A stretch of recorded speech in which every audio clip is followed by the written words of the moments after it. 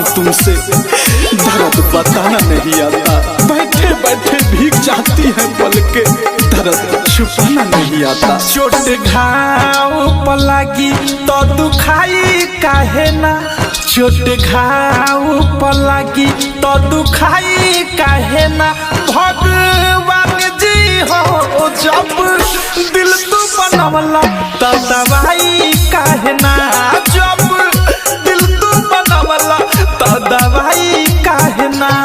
चोट घाव पर लागी तो दुखाई काहे ना।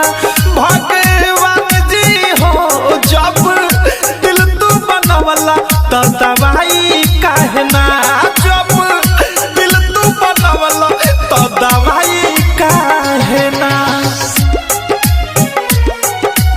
हर तन्हा रात में एक नाम याद आता है, कभी सुबह कभी शाम याद आता है।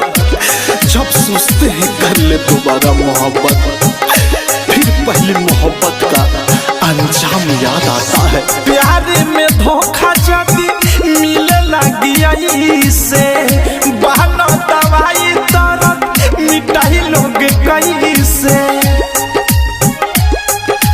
हो।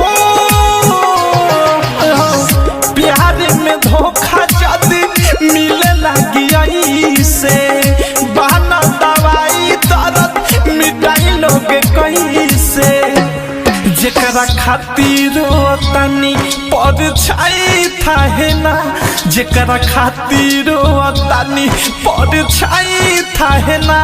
भगवान जी हो जब दिल तू बनवला तो दवाई काहे ना, जब दिल तू बनवला तो दवाई काहे ना। कभी सोचा भी नहीं था जिंदगी में ऐसा भी फंसाना होगा। रोना भी जरूरी होगा और आंसू भी छुपाना होगा।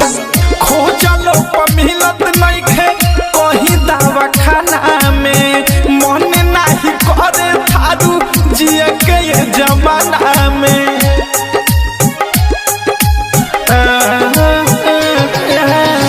खोजलो पर मिलत नहीं खे कहीं दवा खाना में, मन नहीं करे थारू जिए के ये जमाना में।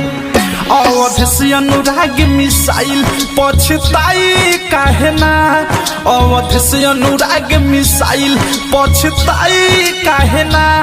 भगवान जी हो जब दिल तू बनवला तो दवाई काहे ना, जब दिल तू बनवला तो दवाई काहे ना। चोट घाव पर लागी तो दुखाई काहे ना। भगवान जी हो जब दिल तू बनवला तो दवाई काहे ना, जब दिल तू बनवला तो दवाई काहे ना।